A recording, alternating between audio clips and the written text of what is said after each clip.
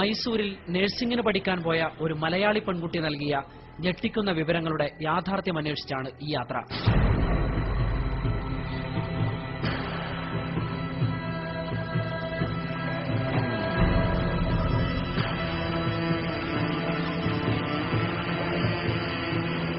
ഒരു പ്രണയത്തിനും അതിനെ തുടർന്നുണ്ടായ ചതിക്കും ബ്ലാക്ക്മെയിലിനുമൊടുവിൽ പതിവായി ക്ലാസ് മുറിയിൽ നിന്നും ഹോട്ടൽ മുറികളിലേക്ക് പോകേണ്ടി വരുന്ന ഒരു വിദ്യാർത്ഥിനി.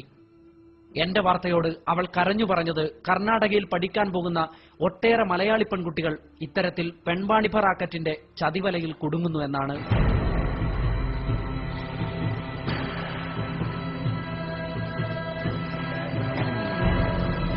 വഴിയന്വേഷണങ്ങളിൽ നിന്നു തന്നെ പട്ടണം കേന്ദ്രീകരിച്ച് നടക്കുന്ന വൻ പെൺവാണിഭത്തിന്റെ സൂചനകൾ ഞങ്ങൾക്ക് ലഭിച്ചു തുടങ്ങിയിരുന്നു.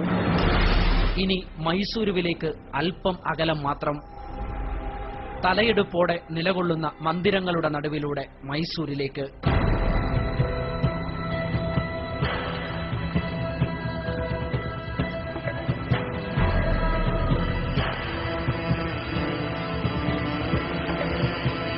നഗരമധ്യത്തിലുള്ള ലോഡ്ജുകളിലേക്കായിരുന്നു ഞങ്ങളുടെ ആദ്യ യാത്ര. നാഷണൽ ഹൈവേയുടെ അരികത്ത് നിലകൊള്ളുന്ന ഒരു ലോഡ്ജാണിത്. നഴ്സിംഗ് വിദ്യാർത്ഥികളടക്കമുള്ള മലയാളി പെൺകുട്ടികളെ ഉപയോഗിച്ച് വൻ വാണിഭം നടക്കുന്ന കേന്ദ്രമാണ് ഈ ലോഡ്ജ് എന്നറിഞ്ഞ ഞങ്ങൾ ആവശ്യക്കാരെന്ന വ്യാജേന റിസപ്ഷനിലെത്തി. ആവശ്യം അറിയിച്ചതിനിടയിൽ മറ്റു വിവരങ്ങളും അവരിൽ നിന്ന് ഞങ്ങൾ ചോദിച്ചറിഞ്ഞു.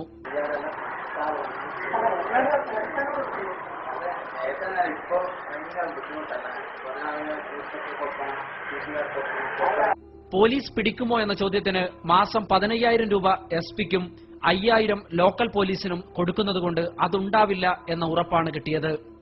ഒരു പെൺകുട്ടിക്ക് 5,000 രൂപ മുതലാണ് ഈടാക്കുന്നതെന്നും ഞങ്ങൾ മനസ്സിലാക്കി. ഞങ്ങളുടെ ആവശ്യം മനസ്സിലാക്കിയ അവർ ഞങ്ങളെ ലോഡ്ജിനുള്ളിലേക്ക് കൂട്ടിക്കൊണ്ടുപോയി. നിരവധി റൂമുകൾക്കപ്പുറം പൂട്ടിയിട്ട നിലയിൽ കുറെ മുറികൾ. അതിലൊന്ന് അവർ തുറന്നു. അറബുമാടിനെ പോലെ ഒരു പെൺകുട്ടി.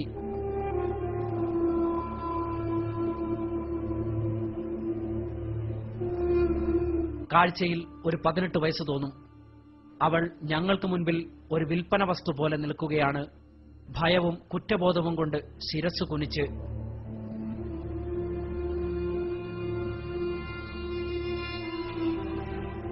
ഒരു മിനിറ്റിനുള്ളിൽ ഞങ്ങളോട് പുറത്തിറങ്ങാൻ പറഞ്ഞു. ഇനി പണം കൊണ്ട് കരാർ ഉറപ്പിക്കണം.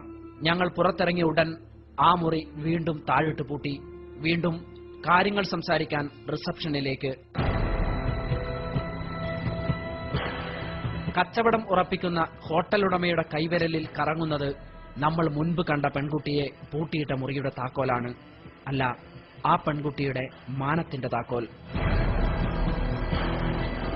അല്പം കഴിഞ്ഞെത്താം എന്നറിയിച്ച് ഞങ്ങൾ വേഗം പുറത്തിറങ്ങി. വീണ്ടും നഗരത്തിലെത്തി ഓട്ടോറിക്ഷ ഡ്രൈവർമാരോട് തിരക്കിയപ്പോൾ ബാംഗ്ലൂർ റൂട്ടിൽ ഹൈവേയുടെ അരികത്തായുള്ള ഡാബകളിൽ ഇത് സുലഭമാണെന്ന് ഞങ്ങൾ മനസ്സിലാക്കി. അടുത്ത യാത്ര ബാംഗ്ലൂർ ഹൈവേയിലൂടെ.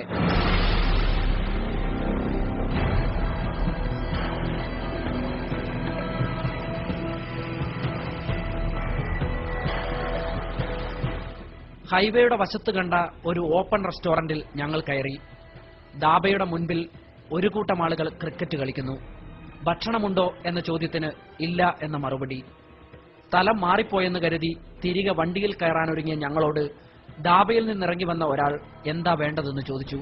ആവശ്യം പറഞ്ഞ ഞങ്ങളോട് ഉള്ളിൽ റെസ്റ്റോറന്റിൽ കയറിയിരിക്കാൻ അയാൾ പറഞ്ഞു. നിരവധി ക്യാബിനുകളുള്ള മനോഹരമായ ഒരു റെസ്റ്റോറന്റ്. പക്ഷേ പെൺകുട്ടികൾക്ക് വേണ്ടി 1-2 ആളുകൾ മാത്രം. അവരെ നിരീക്ഷിക്കാൻ ഗുണ്ടകളെ പോലെ കുറെ ചെറുപ്പക്കാർ.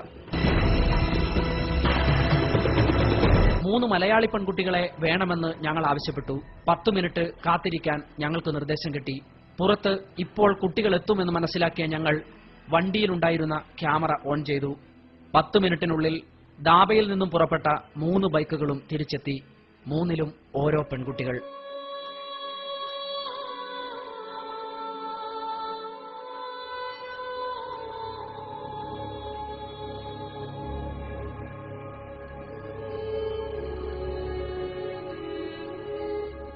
കോളേജിൽ നിന്നും ബാഗും തൂക്കി വന്ന 3 മലയാളി പെൺകുട്ടികളെയും അവർ ഞങ്ങൾക്ക് മുൻപിലേക്ക് കൊണ്ടുവന്നു.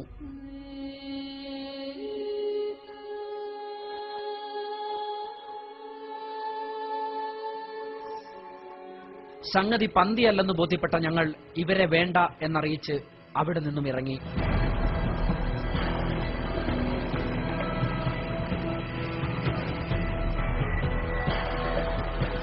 നഗരത്തിലെ മറ്റൊരു ലോഡ്ജിലും ഞങ്ങൾ പൂട്ടിയിട്ട മറ്റൊരു മലയാളി പെൺകുട്ടിയെ കണ്ടെത്തി.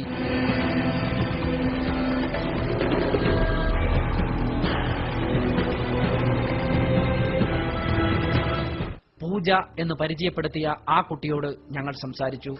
പാലക്കാട് സ്വദേശിനിയായ അവൾ കെണിയിലകപ്പെട്ടതാണെന്നും അവിടെ പൂട്ടിയിടപ്പെട്ടിട്ട് നാളുകളായെന്നും ഇനി രക്ഷപ്പെടാൻ കഴിയില്ലെന്നും നിറകണ്ണുകളോടെ ഞങ്ങളോട് പറഞ്ഞു. തിരികെ റിസപ്ഷനിലെത്തിയ ഞങ്ങൾ കണ്ടത് ഭക്ത്യാദരപൂർവ്വം സന്ധ്യാജപം നടത്തുന്ന ഹോട്ടൽ ഉടമയെയാണ്.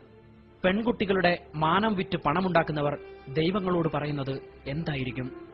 പിന്നീട് അംഗീകൃത ഗൈഡ് എന്നവകാശപ്പെട്ട ഒരാൾ മലയാളികളായ കോളേജ് വിദ്യാർത്ഥിനികളെ സംഘടിപ്പിച്ചു തരാമെന്ന് പറഞ്ഞ് ഞങ്ങളുടെ വണ്ടിയിൽ കയറി.